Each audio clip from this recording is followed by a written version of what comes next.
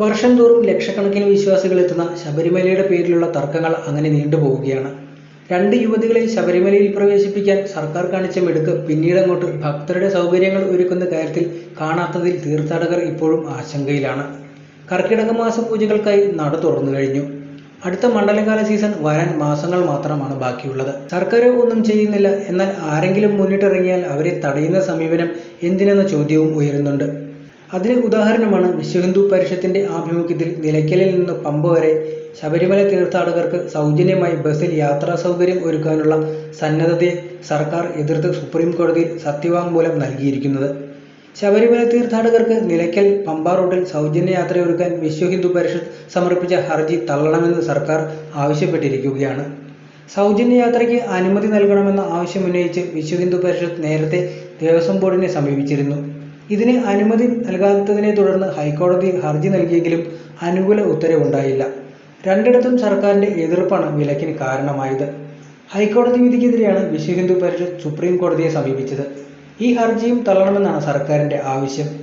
നിലയ്ക്കൽ പമ്പ റൂട്ടിൽ bus service നടത്താൻ KSRTCക്ക് മാത്രമാണ് നിലവിൽ അധികാരമെന്നും ബസ്സുകൾ വാടകയ്ക്കെടുത്ത് സർവീസ് നടത്തണമെന്ന ഹർജിക്കാരുടെ ആവശ്യം പെർമിറ്റ് ചട്ടങ്ങളുടെ ലംഘനമാകുമെന്നൊക്കെ സർക്കാർ പറയുന്നുണ്ട്. തൊടുന്യായങ്ങൾ മാത്രമാണ് ഇതെന്നാണ് ഭക്തർ ആക്ഷേപിക്കുന്നത്. ശബരിമല തീർത്ഥാടനം ഒരു വിധത്തിലും സുഗമമായി നടക്കാൻ പാടില്ലെന്ന ചിലരുടെ നിർബന്ധ ബുദ്ധിയാണ് ഇതിനു പിന്നിലെന്നാണ് ആരോപണം. സുരക്ഷിതവും സുഖപ്രദവും കുറഞ്ഞ നിരക്കിലുള്ളതുമായ യാത്രയാണ് KSRTC ഒരുക്കുന്നതെന്നാണ് സർക്കാർ പറയുന്നത്.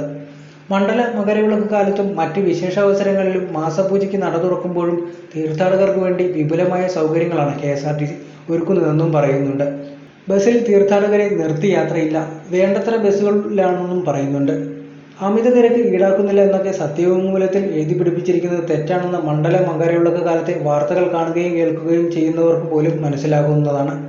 KSRTC ബസ്സുകളിൽ സർക്കാർ ഉത്തരവ് പ്രകാരമുള്ള പ്രത്യേക ചാർജ് മാത്രമാണ് ഈടാക്കുന്നതെന്ന് സത്യവാങ്മൂലത്തിൽ സമ്മതിക്കുന്നുണ്ട്.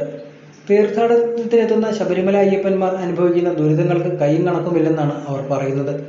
ഇതിൽ പ്രധാനപ്പെട്ടത് യാത്രാക്ലേശം തന്നെയാണ്. KSRTC ആവശ്യത്തിന് ബസ്സുകൾ ഓടിക്കുന്നില്ലെന്നും അവർ പറയുന്നുണ്ട്. സർവീസ് നടത്തുന്ന ബസ്സുകളിൽ സൗകര്യങ്ങളുമില്ല. പഴഞ്ചൻ ബസ്സുകളാണ് അധികവും സർവീസ് നടത്തുന്നത്. ഇതിലാകട്ടെ അമിത ചാർജ് ഈടാക്കുകയും ചെയ്യുന്നുണ്ട്. സ്ത്രീകൾക്ക് പ്രായഭേദമന്യേ ശബരിമലയിൽ ദർശനം നടത്താമെന്ന സുപ്രീം കോടതി വിധിയുടെ മറവിൽ ഭക്തരുടെ വിശ്വാസത്തെ പരിഹസിക്കാനും തീർത്ഥാടനത്തെ അട്ടിമറിക്കാനും ശബരിമലയെ അപകീർത്തിപ്പെടുത്താനുമാണ് സർക്കാർ ശ്രമിച്ചതെന്ന ആരോപണം അന്ന് ശക്തമായിരുന്നു. അയ്യപ്പ ഭക്തർക്കെതിരെയുള്ള കേസുകൾ ഇപ്പോഴും പിൻവലിച്ചിട്ടില്ലെന്നതും ശ്രദ്ധേയമാണ്. മാത്രമല്ല, നിർദ്ദിഷ്ട ശബരിമല വിമാനത്താവള പദ്ധതിയുടെ മുന്നോട്ടുപോക്കിൽ ഭൂമിക്ക് കുരുക്ക് മുറുകുകയാണ് ഇപ്പോൾ. ചെറുവള്ളി എസ്റ്റേറ്റ് ഭൂമിയെ സൂചിപ്പിക്കുന്ന ഇടങ്ങളിൽ ഉടമാവകാശം പരാമർശം എങ്ങനെയാണെന്നതാണ് വിഷയം. ഭൂമി ഏറ്റെടുക്കൽ വിജ്ഞാപനം റദ്ദാക്കിയ സാഹചര്യത്തിൽ പുതിയ നടപടികളിൽ ചെറുവള്ളി ആരുടേത് എന്ന് രേഖപ്പെടുത്തുമെന്നതിൽ രണ്ട് അഭിപ്രായങ്ങളാണ് റവന്യൂ വകുപ്പിന് മുമ്പിൽ വന്നത്.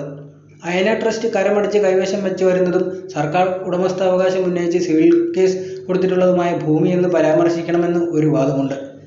പാട്ടക്കാലാവധി കഴിഞ്ഞതും സർക്കാർ സിവിൽ കേസ് നടത്തി വരുന്നതുമായ ഭൂമി എന്ന പരാമർശം മതിയെന്നാണ് മറ്റൊരഭിപ്രായം. അയനയുടെ പേര് പരാമർശിച്ചാൽ ഉടമാവകാശം അംഗീകരിക്കലാകുമോ എന്നതാണ് സംശയം. പാലാ കോടതിയിൽ ഭൂമിയുടെ ഉടമാവകാശത്തിന്റെ കേസ് നടക്കുകയാണ്. കരമടയ്ക്കുന്നത് കൊണ്ട് മാത്രം ഒരു ഭൂമിയും ഉടമാവകാശം ഉറപ്പെന്ന് പറയാൻ കഴിയില്ലെന്നാണ് കഴിഞ്ഞ സർക്കാർ റവന്യൂ മന്ത്രിയായിരുന്ന E. ചന്ദ്രശേഖരൻ പറഞ്ഞത്. പല വാദങ്ങൾ ഉണ്ടെങ്കിലും ഭൂമി വില കോടതിയിൽ കെട്ടിവെച്ച് മാത്രമേ സർക്കാരിന് മുന്നോട്ട് പോകാൻ കഴിയൂ എന്നാണ് അയനയുമായി ബന്ധപ്പെട്ടവരും പറയുന്നത്. ചെറുവള്ളി ഭൂമി ബിലീവേഴ്സ് ചർച്ചിന്റെ നിയന്ത്രണത്തിലുള്ള അയന ചാരിറ്റബിൾ ട്രസ്റ്റ് ഹാരിസണിൽ നിന്ന് വാങ്ങിയതാണ്. ആധാരം അവരുടെ പേരിലുമാണ്.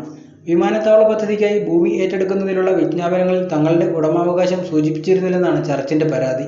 ഈ പരാതിക്കൊപ്പം പദ്ധതിയുടെ സാമൂഹിക ആഘാത പഠനം നടത്തിയത് ചട്ടവിരുദ്ധമായി സർക്കാർ ഏജൻസിയാണെന്നും ഹൈക്കോടതിയിൽ ചൂണ്ടിക്കാട്ടിയിരുന്നു. വികസന പദ്ധതികളുടെ സാമൂഹികാഘാത പഠനം സ്വതന്ത്ര ഏജൻസി നടത്തണമെന്നാണ് നിയമം. ഭൂമി ഏറ്റെടുക്കുന്നതിനുള്ള പ്രാഥമിക നടപടിയായ 4(1) വിജ്ഞാപന പ്രകാരമാണ് സാമൂഹികാഘാത പഠനം നടത്തിയത്. ഈ വിജ്ഞാപനം സർക്കാർ റദ്ദാക്കുകയുണ്ടായി. ഉത്തരവ് ഉടൻ ഇറങ്ങുമെന്നും പറയുന്നുണ്ട്. 4(1) വിജ്ഞാപനത്തിന്റെ ബലത്തിൽ ചെയ്ത സാമൂഹികാഘാത പഠനവും അതിന്റെ തുടർച്ചയായി ഇറക്കിയ ഏറ്റെടുക്കലിനുള്ള 11(1) വിജ്ഞാപനവും സ്വാഭാവികമായി റദ്ദാക്കുകയും ചെയ്യും. ഇതോടെ ശബരിമല വിമാനത്താവള പദ്ധതി സ്വപ്നത്തിലാകുമോ എന്ന ആശങ്കയും ഉയരുന്നുണ്ട്.